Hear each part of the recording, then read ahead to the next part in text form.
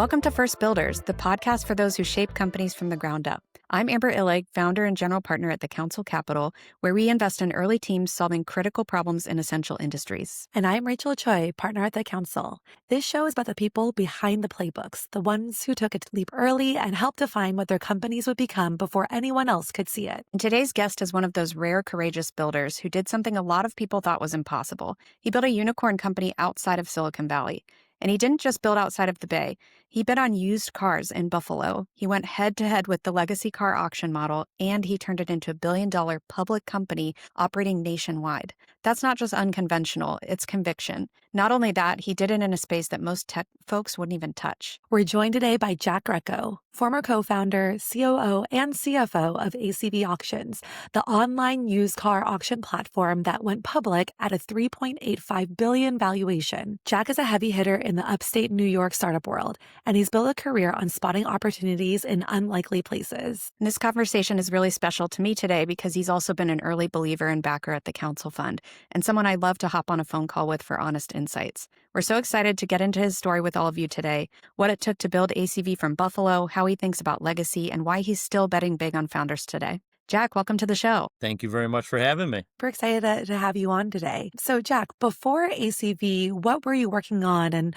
what drew you to the auto auction space of all things? So before ACV, I wasn't even living in Buffalo, actually. I was living in Rochester, a city about an hour east, and I was actually working in deep tech. I'd started my career as a venture associate and eventually like a VP of a very small venture fund in Rochester called Trillium Group. And then when it was apparent we weren't doing another fund and there was no track for me to continue to move up, I kind of broke out on my own. And so immediately before ACV, I was just trying to find interesting opportunities and figure out what I really wanted to concentrate on.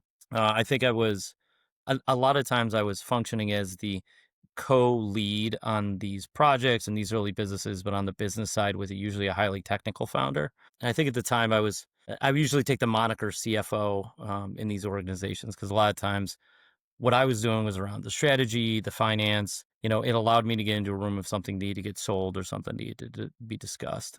I was working in like personal diagnostics and with a woman that was one of the principals in the human genome. I was working with a sneaker company out of Boston, some people that were making metallic inks for print electronics out of Rochester, and a couple other smaller projects. And when I kind of stumbled upon one of my co-founders, Joe Neiman, who had this idea, it just kind of clicked with me, right? For my 20s, we started ACV when I was 30. It was right after I was 31 technically, right after my 31st birthday. My entire life, I have been around my dad, who was an antique dealer. And with that, I was around a lot of auctions. So I even took an unconventional access point into this automotive auction space, right? The industry was just full of car people. And typically an auction was one of the necessary evils that was part of that process to pull the value back out of a vehicle you took in on trade. I took a completely different angle, which was from the auction side. I just found cars a really unique thing. High volume, high velocity product. It was highly valuable. And it was something that people needed to discard. It wasn't an optional choice. So when I met Joe and I kind of heard the idea he had, which was a much earlier manifestation in ACV, I said, I love running businesses like I'm in. So, and we actually triangulated through the third co-founder, Dan Magnuszewski, who was ultimately ended up becoming the CTO of the business, who was at the time running an incubator. So I was really just hustling. Right. I was single. I was trying to figure out where I wanted to be and what I wanted to do. I kind of had a job that was taking me all over the world. And then all of a sudden, concurrently with deciding I want to focus on something, I also started a family. So I found out I was having my son in November of 2014, and we started ACV November of 2014. So It gives you an idea that one may have influenced the other to some degree.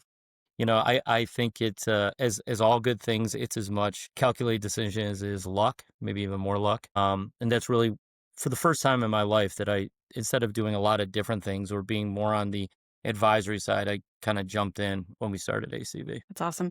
And I've heard you say before that your kind of internal slogan at ACV Auctions was every car is a used car. And I think that doesn't necessarily sink in for the average consumer in terms of how big this market is, and probably for a lot of early investors as well. So for anyone listening, definitely let that sink in for a second. I'm a big fan of this kind of business, a massive market and a dusted over industry with a ton of utility that we all kind of unconsciously interact with. So, can you tell us a little bit more about how the auto auction space even works? Absolutely. So, just so you know, when I got approached with this opportunity, all I had known about auto auctions is when I was a teenager, we used to sneak into them to see like where all the action was.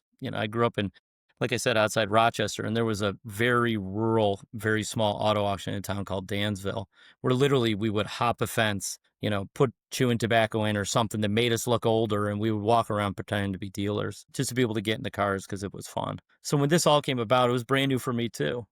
And when you start to look at the numbers, I am a numbers oriented person. You realize, 30 plus million vehicles a year in the United States are trading hand between dealers. Excuse me, they're being traded into a dealer. So this is, when you buy a new car and you decide to trade your old car in, this could be an off lease car. This could be a repossessed car. But in the whole car space, so basically anything that's not salvage or just used for parts, somehow enters this wholesale system. And the wholesale system, as you could imagine, prior to ACV and our contemporaries, was really in a like a draconic system. Somebody would have to, the car would be localized somewhere. It then had to get transported to another place, which then it had to wait its turn in order for everybody to make their own decision on what it was worth and potentially in like a 60-second window decide to buy it or, bid on it or not bid on it. And if you missed that window, that car had to sit sometimes a week to 2 more weeks until another event presented itself. So it was slow. The fact that cars Mhm. had to logistically move these, 1 and 2 ton pieces of metal, of which were somebody else's ownership and somebody else's responsibility. It just seemed like evaluating it very much as an outsider, I was like, okay, we can definitely make this easier. If we can move the auction to where the car already is, and we can, instead of having this run on a set schedule like once a week because it was event based, but run at any time, this should give us a competitive advantage. It should allow us to move upstream ahead of the competition and just get access to the inventory, right? I find, look, there are supply constrained, demand constrained marketplaces. If you own the supply in the wholesale automotive space, then you own the business, right? The first person that sells it is the person that gets to capture. And if you don't, then not only does that car end up going somewhere else, but so does the interest and the attention of whoever owns that vehicle. And again, this is a dealer to dealer space. Cars are transacting in 60 seconds, typically on the block. That's not what the average consumer would normally do. But again, when you think about used car dealers, which at the time we launched ACV, there were 120,000 in US registered used car dealers. There was no factory for them to call up and to send them more. They had to source their inventory from somewhere, and the wholesale market was it. Besides buying on the curb, it was the only way to acquire inventory. No inventory, no business for a used car dealer. So we saw this as the utmost importance to take the used car dealer's point of view into considerations when we built things. A lot of times they were thought of as this carp or this bottom feeder that just, suck things up and people really didn't concentrate on it. So most of the traditional auctions really catered to the new car dealer who typically were selling the vehicle. We took a different Mhm. approach. Joe was a used car dealer, so obviously we hit his first player point of view, and we incorporate that into the system. Yeah, no, that's super fascinating. Actually, really recently, one of my friend's husbands mentioned that he bought a used Land Cruiser on an online site. I need to ask him whether it was Yeah. ACV auctions or like some other one. And he basically came in and was like, "Oh, I accidentally now own another Land Cruiser." And I was like, "How did Yeah. you accidentally own one?" Because he bid on it. He didn't think he was going to win the bid because of the timing and everything. And then he actually did. And so you mentioned that you were building this again for the dealers. Probably was it for the average consumer or was it really No, primarily for dealers? just dealers, Got it. so Okay. the dealer part of this, the market was pretty simple. 30 million vehicles, average value between 15 and $20,000, depending on the year where the average moves. So it's a lot of money. A third of those a dealer would get traded in and they would keep it. They would clean it up and they would sell it on their own. A third of it, the dealers would transact. They would call somebody. I'm a Chevy store. I just got a Ford F-150 on my lot. I don't want that sitting next to my Silverados. I have somebody that has a Ford dealership. I'd probably buy back and forth with them. And then a third of it went to these traditional auctions. And these traditional auctions, again, they were cars that didn't get retailed. And I didn't have a friend that I could call. So it was typically the bottom of the bottom, you know? And yeah, it was primarily dealer to dealers. Your friend's husband or boyfriend, I forget what you said, like if he has a dealer's license, he could buy an ACV, but there are, look, I mean, it's a little bit like gambling, right? I mean, on your phone, right? You pick your phone up and all of a sudden an alert goes off and you press a button, it's kind of, if you've ever binge shopped on Amazon like 2 a.m, it's like that, except with like tens of thousands Wild. of dollars. Like And Tinder there's for no, cars. yeah, Yeah. Like, except oh, there's this is no, the one that you wanted. yeah. Yeah. The only problem is you don't get to return them, right? Yes, There's no, that's what he said. That was yes. the thing that he said. He's like, Yeah. well, now I own it. And he had to figure out how to pick it up because I think it was based in Georgia or something like that. So he was like, okay, I have to go like figure out the ship, all of this stuff. So it was pretty funny. So yeah, definitely have to check out like where he bought it from. But getting back to kind of like the early days of building ACV auctions, and you mentioned how it was primarily on the dealer to dealer side.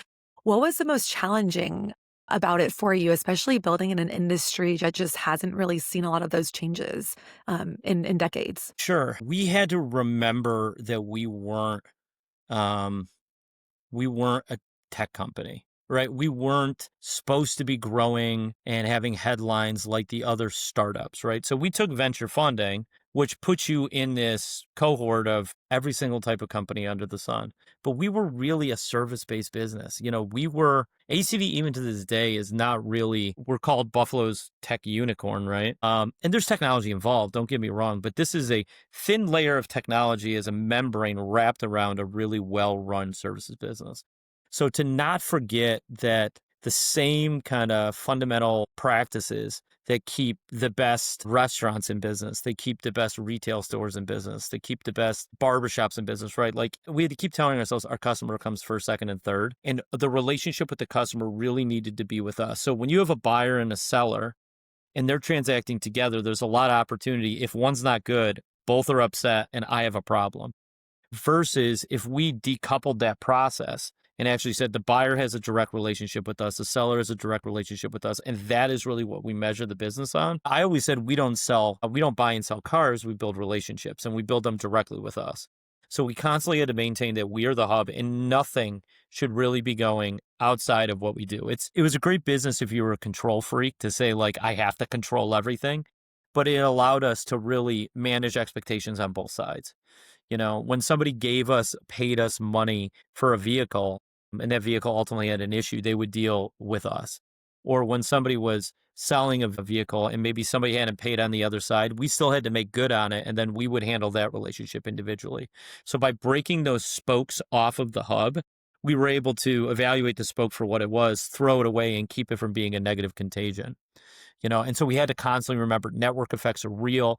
The customer comes first, second, and third, and this is very much a human business. Those are the fundamentals that we really built the business on. That's awesome. And then let's chat a little bit about the early team. Like, what were the co-founding team dynamics? And with 3 co-founders, did everyone kind of settle into their permanent roles immediately, or was that sometimes I'll see pitches where it's like they're 3 co-founders and people haven't figured out yet where they're slotting in?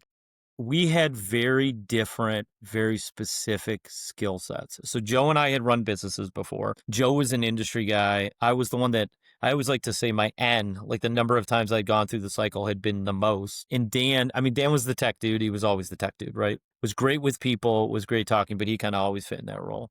So Joe and I'd say in the beginning, yeah, there was friction. I think I call it competitive growth. You let something grow on its own, it goes gnarly. You make it compete against something, it makes it go up and faster. But I would say pretty quick, we realized we always respected the experience that we brought into it.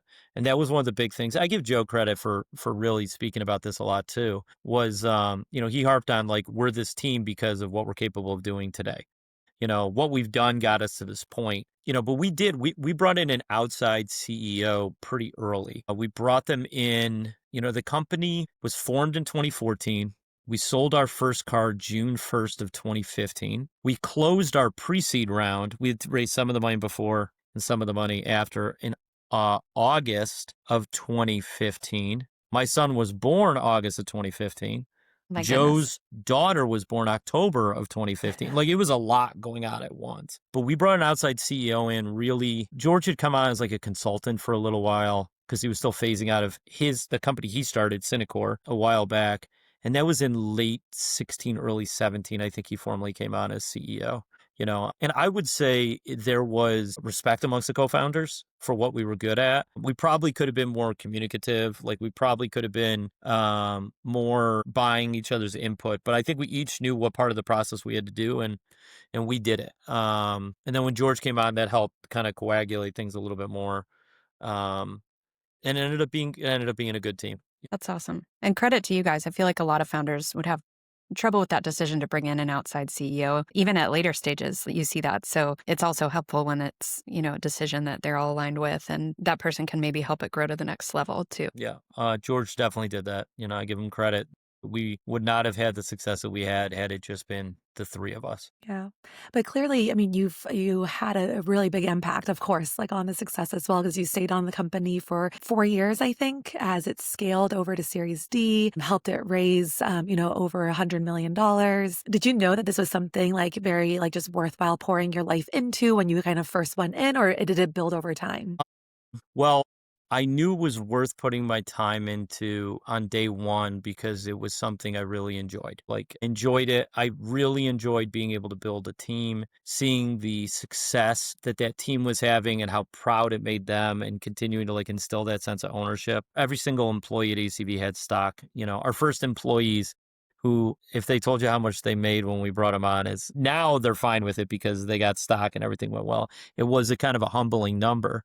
Um, but it was really exciting. Did I think it was going to get as big as it got? No. And I think if I was in an alternative world where I was running it, I don't think it would have gotten that big. Like, I think ACV made a decision. It had a manifest destiny. It wanted to cross the United States. That was a strategy. It leads to big numbers. Maybe it's why you have me on this podcast, because we sold for billions and not hundreds of millions. Yeah, mission's real. There was a lot of costs associated with that. I think ACV ultimately raised like 400 and something $1 million. People all made a return on their money, so they got back more than 400 and something Great. million. But I knew that it was, I actually don't think what we did was that special at all. I don't. I think it was practical. It made sense. It was just the next evolutionary step. Like, it wasn't a revolutionary thing. I see AI and blockchain and, cold fusion and curing cancer. Like, that stuff's like really hard to do. Like, what we did is we said, hey, you want to press a button on your phone instead of raise your hand at auction? Yeah, okay.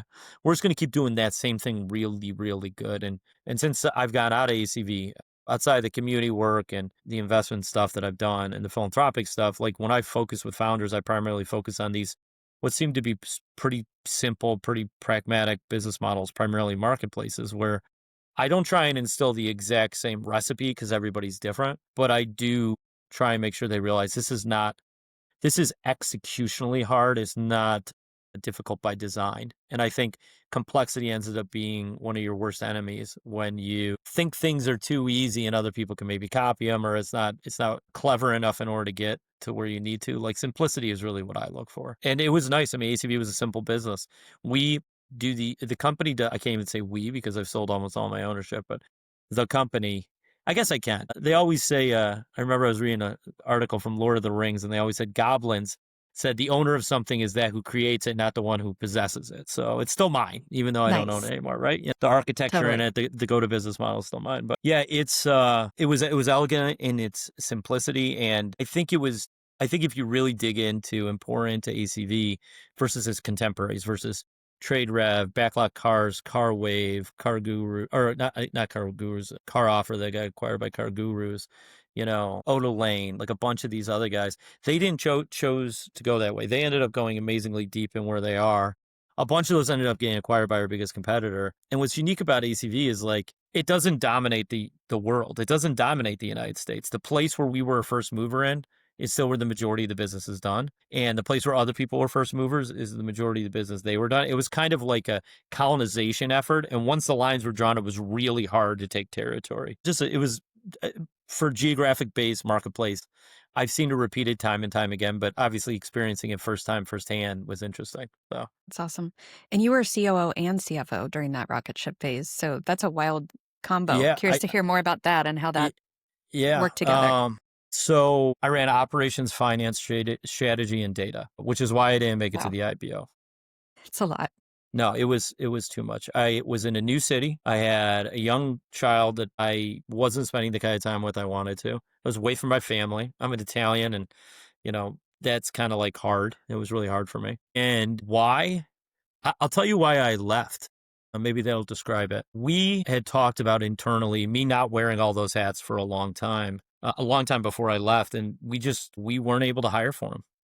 I don't know if my presence was some combination of, terrifying and pleasing to the point where people are like, well, they aren't better than Jack. Or, oh my God, we can't lose him. Maybe they thought I was too much of a keystone player. I don't know. But I had wanted to just really kind of roll back and do the strategy. That's what I enjoyed the most. I mean, I loved building a model. I mean, I think ACV still runs on my model somewhere, right? People talk about AI. I'm like, I built a model that was kind of like AI once. Like it literally was a brain. But, it was a lot. It was in a lot of self-reflecting on myself. I realized I ask for help once. If I don't get it, I do it. That makes me great for a startup. Tough to be married to. I am married now. So actually I don't know when this is going to get released, but I am expecting a child in November. So, which if you ask me why I'm not Congrats. running another company right now, that's why I'm not doing it again at the same time. But, when it comes to why I did that, it had to get done. I mean, Buffalo was not flush with talent by any means. And it wasn't, I mean, again, we're like a used car marketplace in a place that people just think of as snow and losing Super Bowls. One of those we will change this year and it won't be the snow. But, it was difficult to recruit it. And I think there was also some fraternal nature between Dan, Joe, George, and myself. And also, I would say, like, Mike Waterman, who's our head of sales, like he came on very quickly after George. A huge amount of success is owed to him. I love Mike. And we just kind of said, we can do this. We're all people that had some type of a chip on our shoulder. George was the CEO of a startup in Buffalo that ended up merging with other ones. He got knocked down a couple rungs. I think that was his chip. Mike was not our first choice. We tried to hire his boss. He like straight up rejected us. So we ended up bringing on Mike. That was his chip. Joe had a dealership that grew too much and he ended up having to close in Albany. Dan was working at an incubator. He was making like a third of what he should have been making. That was his chip. And I had like the Rodney Dangerfield, I get no respect from anybody chip. So it was something to that. And we said, well, this is what we got. If we can't find number 6, 7, and 8, then I guess we just got to fill those roles. And maybe I am too much of a control freak, so I took too much of it. So I've gotten better in old age. Totally. And then you talked a little bit about your decision to leave, and you were already 4 years in at that point. The company had already experienced incredible growth. I think I looked it up. I think it was around like 30 million in annual revenue around the time that you left. Yeah, And it might have been a again, little more, but yeah. yeah, which is amazing. I mean, you started at zero, but the ride wasn't over yet. So later the company went through an IPO, and then even today it's now over 600 million in annual revenue. So curious, like what advice you might have for founders that are considering that. And, there's almost always a temptation to stay longer and just keep grinding at it, especially when you see that things are working. So curious if you have any advice or thoughts on that. Yeah, so I can tell you this. You have to remember when you start a company, you are only you can only really think about yourself to the percentage you are on the cap table. And I hate to make it that calculated. But I guess what I'm trying to say is you make promises to people. You make promises to your employees. You make promises to your investors. You make promises to the people you acquire. You make promises to your customers, and you have to realize that you are running like it's almost like a team, and everybody's rooting for you, and you can't let them down. So for me, when I made the decision to step away, it was this is what's best for the team. We're not able to hire around me, and I knew the company had outgrown, especially one person doing all those things. So I said, if I have to step back and do none of those things and create a void for everything to then give, because it wasn't going to go without anybody doing that. They ended up hiring 4 guys to fill my spot. It took them, 2 of them they had on when I left, 2 of them they hired within like the next year and a half afterwards. And some of them didn't last very long, but you just have to do what's best for them. And then you can think about you separately and say, okay, now for me and my family, look, what's the right thing? At the time I had a son who was really young, and I said, he's getting to that cognitive age where like he's going to start having memories that last the rest of his life. And I don't want it to be of his dad working. I was keeping track of my hours. I mean, I was working 100 hours a week, I remember I would keep it just because I had a consulting mindset from my 20s. And I was just like, whatever I was doing, I would incrementally write it out. And I would go back and look at it and be like, I'm starting at 4 in the morning. I put Oh in my two and a gosh. half hours worth of work before people's alarm goes off at 6:30, right? Like, and that was a lot of the data stuff. And then, you have the business during the day. And then at night I was pouring over the models and it was just too much. And you do realize at some point, if you had asked me at the time I left what my stock was worth, I would have said zero. I have this mentality, unless I cash it out, I don't count my chips at the table. And so I just left because I said I just can't do this anymore. I got to optimize for my family. I'd saved up I think like 40 grand. And at the time I was like $40,000. I lived like a bum. I could live 2 years on this, not really 2 years, but you get what I mean. So for founders, look, you shouldn't be thinking about the exit by any means. Like, that company was also in a good place with a good team that were empowered. I mean, the people that I got to work with, especially in operations and finance, were strong people that I think were empowered to make the decisions they need to. I think they were a little worried when I left, but like I told them, there's nothing to be worried about. You're great at what you do. It's kind of like I kind of had that hallmark moment of like, you could do it on your own. I let go of the bicycle already. Like, you're already riding on your own. And it's, I don't know why I always think of myself as like an elderly man in these situations, but I do. But like the truth is, you shouldn't dwell on it, right? Like a business is an entity that I think has a beginning and an end. Some of them die young, a lot of them die young, and some make it a long time. But you'll only be along for the ride as long as you choose to, and just make sure you structure it in a way where all those promises you made can be kept, and be careful the promises you make along the way. So Yeah, definitely. It sounds like you have a really great like framework, and I don't know if it's like now looking back, like you were saying, like the self reflection, or you kind of like knew this along the way too. But it's just really great to kind of hear like that framework of how to mentally kind of prepare yourself for that situation, which I'm sure a lot of like founders would definitely appreciate hearing that as well. yeah, well, I mean, get a good therapist, get a good wife or husband or whatever you get, and make sure you don't lose like a support system, right? Like I think Yeah. you hear me, I rebounded heavy off feeling like I didn't have much of a support system around there. And, I just get the feeling just with the amount of boards I sit on, the amount of founders I work with now,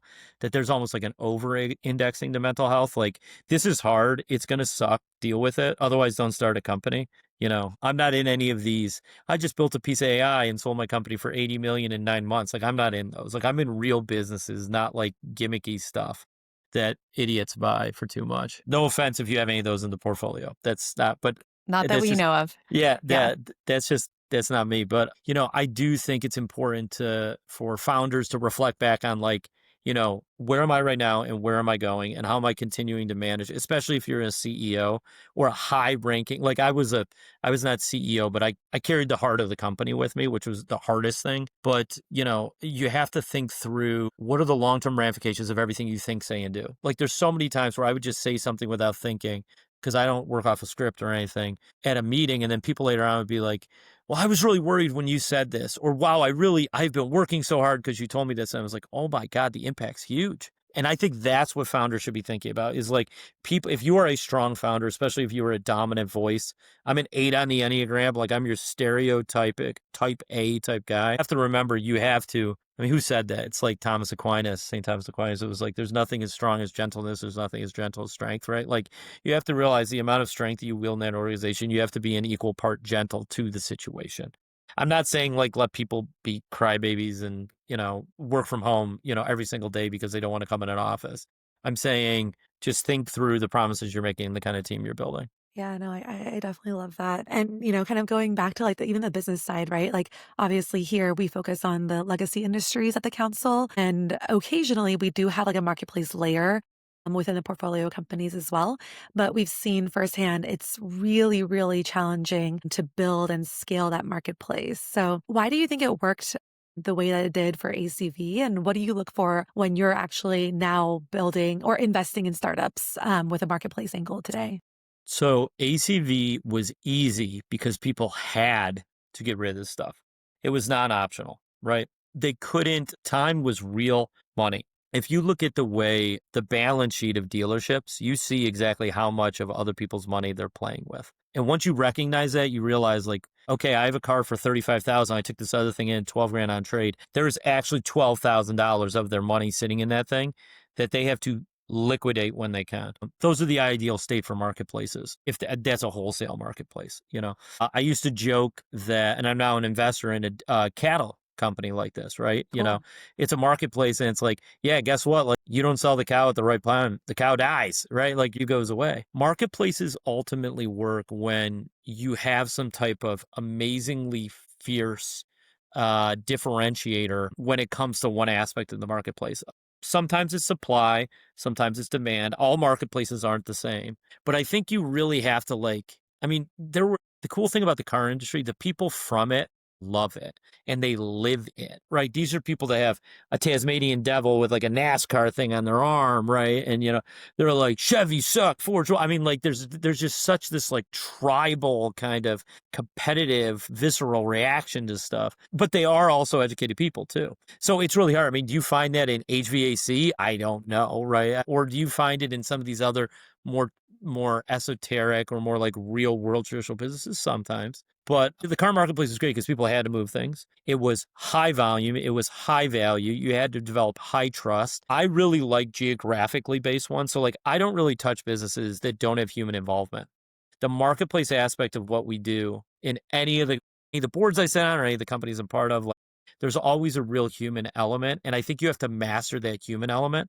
For us, we realized we had to be the one that said what the car was because we were representing all the buyers' eyes and ears and noses sometimes when they sniffed them, right? Like we had to be that for all of them. So the human component really, and the secret to ACV was that we had a VCI, a vehicle condition inspector, coined that. We created that. I remember the first day when I told Joe, like, go out there, see what it's like, dude, right? I'm sitting here trying to get people to pay us. We're all doing whatever it is. And, it was like, that was the piece of it that really made it tick. Cause all of a sudden buyers are like, okay, the seller's not trying to screw me. ACV is saying this is what it is. If it's not, they're going to pay me. And all of a sudden we alleviated that major concern. Yeah. I always told people like buying things online is not what was special about ACV as a marketplace. The fact we decoupled that relationship and said, well, you're buying, act like you're buying from us. You got a problem, you come to us. I mean, the number of times Joe and I gave out our phone numbers, still get probably like 20 or 30 unknown calls a day. I don't think it's all from ACV. We all get Are some you sure junk, it's not the political ones that I'm getting No, 24/7? no. Thank God I've stayed off those and I have 2 degrees from U of R and they still haven't got my number. So it's not from there either. So, but, I know, I think that's really what made it click. So I have, a marketplace I'm really close with out of Toronto called Octo, right? They do auctions. It's an auction-based platform. It's for the residual used or outdated equipment and manufacturing processes. There it's different. Their problem is we need to get this stuff gone. We need to make sure that you're not just going to sell it for us. How's it going to move? How's it going to disappear? How do you get it on wheels? One of the companies that I'm really close with, and I actually fill a fractional C-level role in right now, is a company called PestShare. Pest remediation is a subscription, but on the back end, we have a marketplace of vendors. And how do you make sure that each one gets fed? Because the one thing they love that they can't get is continuous revenue from business clients. They can get them from consumers, but not business. We figured out that piece of it, right? It could be anything. I could go on and on anecdotally, but I think you ultimately need to figure out why this hasn't happened on its own without technology, because again, technology just enhances human protocol, right? So like, why has this not happened anyways, right? The problem with auctions is that they didn't have somebody go around and guarantee what every car was. Yeah, it was nice you could bid on it from your phone, but that wasn't the secret of the thing. The secret thing is we were standing behind everything. So you just have to figure out what the underlying thing is on each one. My favorite part of it. That's why I did as much angel investing and LP investing for such a long period of time as I did. And now as I get older, I realize I can't manage and remember the financials for 150 companies or however many I'm an angel in right now. And that's why I've kind of like run it back and I'm really, focusing on like a dozen companies right now that I get almost operational with. That's awesome. Yeah, and thanks for sharing those insights with us. I love the anecdotes, like cattles, cars, equipment, pests. Those are all urgent items that need to be dealt with. Yeah, and I'm curious because you've backed a lot of these companies since. Like, what do you look for in terms of like top founder traits that you back? I need people to be the founding team has to have some level of very acute industry expertise, right? Like they need to understand like a deep wedge the industry, right? I mean, they need to understand it like the ACV example, like they need to understand what the financials of a used car dealership look like if you're going to be able to help them procure inventory. A good buddy of mine that I'm on the board of, right? He's built a full autonomous technology, an autonomous stack technology for off-road equipment and machinery, right? He grew up working on a farm, right? Like he knows how hard it is and why there's value to precision ag and the effect of being able to, take something. And he also knows how hard it is to like recruit labor that you can trust to drive a $500,000 piece of machinery, $250,000 piece of machinery. So it's like it's figuring out kind of that very deep, knowledge set, and that if they can't articulate, again, as a layman, I think I'm pretty witty, and pretty clever, but like I'm still a layman in all these industries.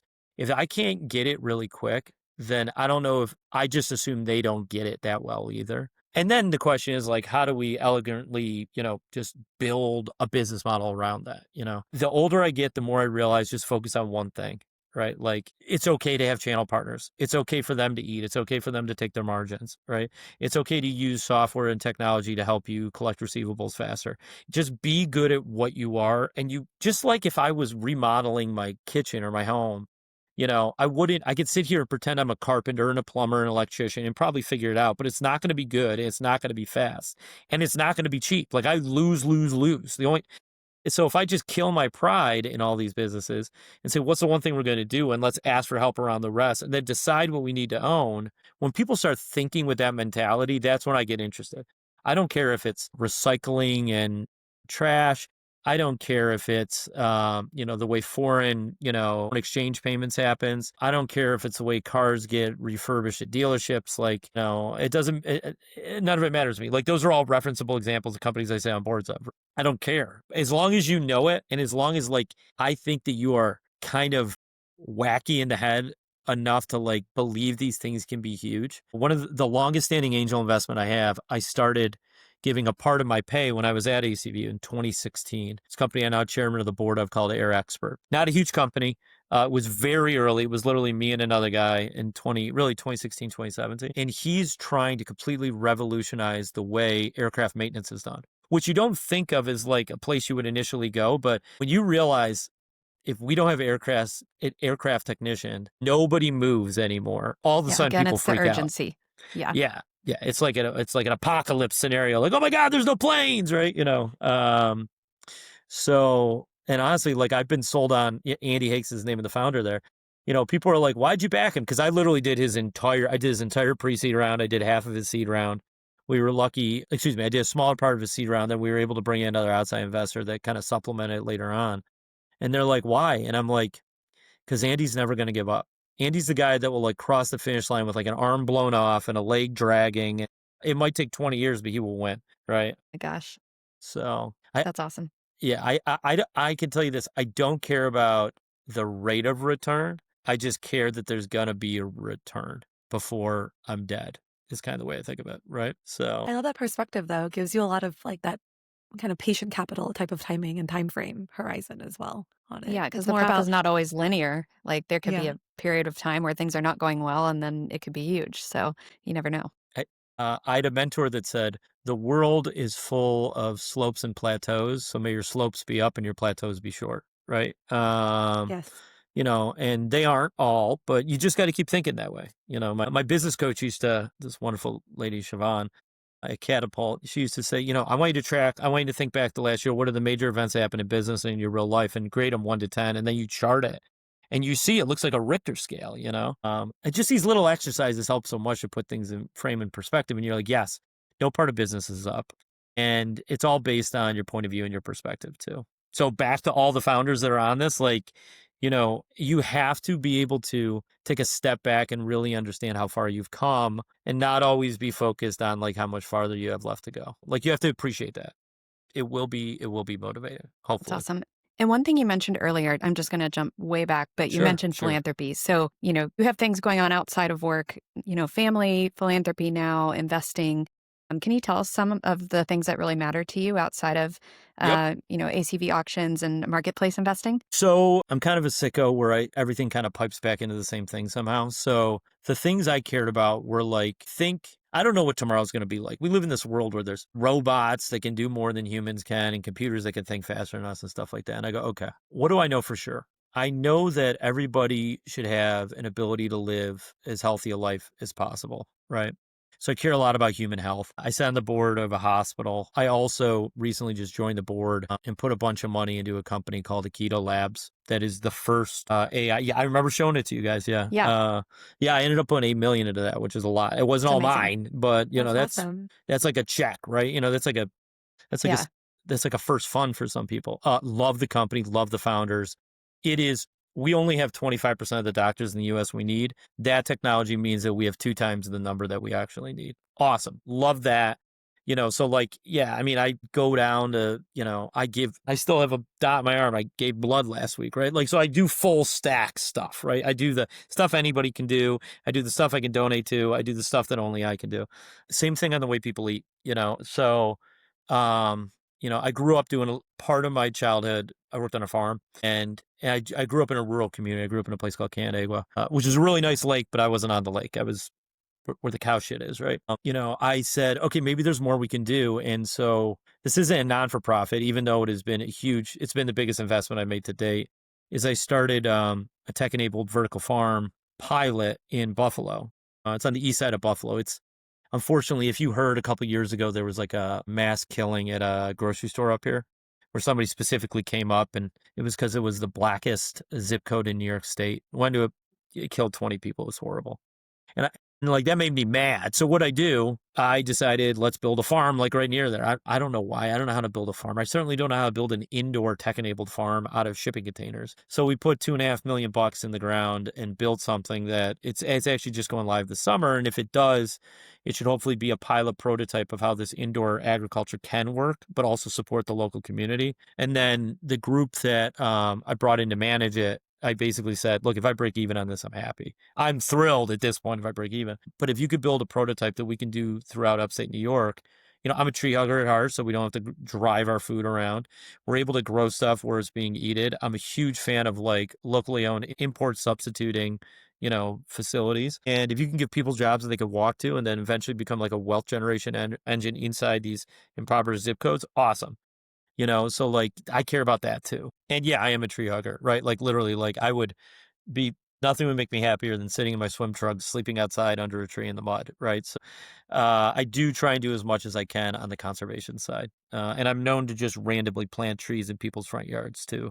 So that's how you know you're a friend of mine is you That's get one of nice. them, right? You just see some little dwarf like digging a hole at 5 a.m. and I just go, you're going to need this. And then, That's amazing. I love it. yeah, so that kind of stuff, but real sophisticated things. Oh, that's awesome. Wrapping up, if you had a magic wand, what's one thing that you'd fix for yourself, for the startup ecosystem, and for the next generation of founders? Okay, so let me do that in reversed order. For the next generation of founders, first wish would be a transparent platform where founders were seen for who they were and what drove them more than where they were and who they knew. Like, I can tell you, 1000%. being around the scene, like, one of the companies I mentioned earlier, right? Like nobody wanted to touch it. Octo, I put $250,000 into it. No one still wanted to touch it.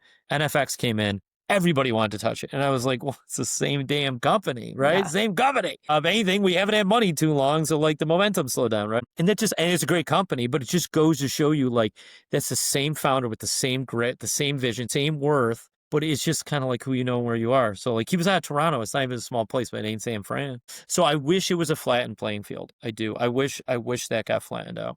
For the startup ecosystem, I think I've self-reported myself like the Lorax of upstate New York, right? Like I speak for the trees. I wish the startup ecosystem recontributed back to itself and really took that forest mentality, right? Like when things are good, look, I mean, I'm nuts, right? So like I was single when ACV, when I took my first secondary, my second secondary, and when the thing went public, all 3 times I took money out. And I just kind of made a deal with God. I said, I'm going to put this all back into the ecosystem, whatever, it's like you throw the money up there. If it's in the circle, it's mine. If it's out, it's somebody else's.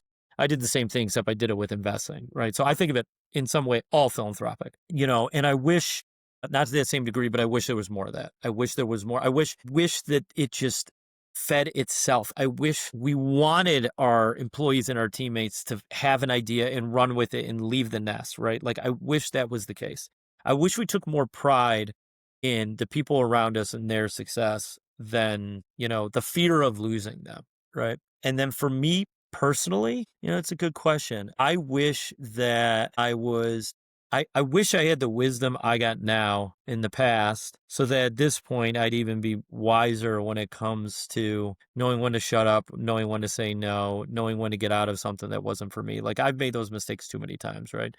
I am probably at million-hour deficit in sleeping because, when I screwed something up, I would stay up until it got fixed every single time. Or I would say, okay, like, I did it once, it failed, now I have to do it again, instead of just letting go of things. I think it took me too long in life to realize you only get one of them. So I'm doing the best I can now. I'm 41. I got the gray hair of like a 60-year-old, but You're doing great. that's very kind of you. Yeah. Well, what's the best way for founders to kind of keep up with what you're doing? And then is there anything you'd like to shamelessly plug while we have everybody's attention? Sure. So if people want to keep up with me, you can find me. I'm really not on social media. The only thing I'm on is LinkedIn, and every day I debate like cutting that. But until I do, you can connect with me there. But please don't connect with me if you're just trying to raise money, right? And give me a note, because it makes it so easy to say, click this button because you might know this Totally. person. And I'll just say no, right? Just say, I heard you on the council, and some stupid thing that you said stuck with me, or I hate something you said. I love detractors too, right? Like, all publicity is good publicity, right? And for me, shamelessly plugging, I don't think it's a thing. I think it's, don't forget, like, in order for any of us to get to where we've gotten, like, somebody's helped us. And I think it's very easy, especially when we're having success, to forget that, like, we need to continually pay it forward. Because when I got out of ACV, I both felt like I wanted to be the person we never had. I wanted to be the mentor that I never had. But also, I was mad at all the people that could have been that and weren't. But I realized I wasn't that for anybody below me either. So very quickly, that anger was redirected back at me and at myself. And I said, okay, now I really got to dig myself out of a hole. I feel maybe it's Catholic guilt, but I had like the social debt that I had to repay. And it's easier if you just make your payments the whole time. Trust me. It's nice. So. Yep. Awesome. Well, thank you so much for coming on. This has Thank been an you. awesome conversation. Yeah, Yeah. so great to meet you, Jack. Yeah, likewise. Thank you very much. And good luck with what you guys are doing. I wish there were more people doing what you were doing. Thank you. Thank you. Yeah. That was such a fascinating conversation. I'm so glad that I got to meet Jack from this. But yeah, curious what stood out to you from that conversation. Yeah, I think something that kept coming up again and again in different ways was this sort of duality of the founder experience that he and his co-founders together had. Not only had they had success in building prior businesses and that high slope environment that we look for at the Council Fund, but then they also had experience in the legacy industries that they were serving, which is another thing that we look for.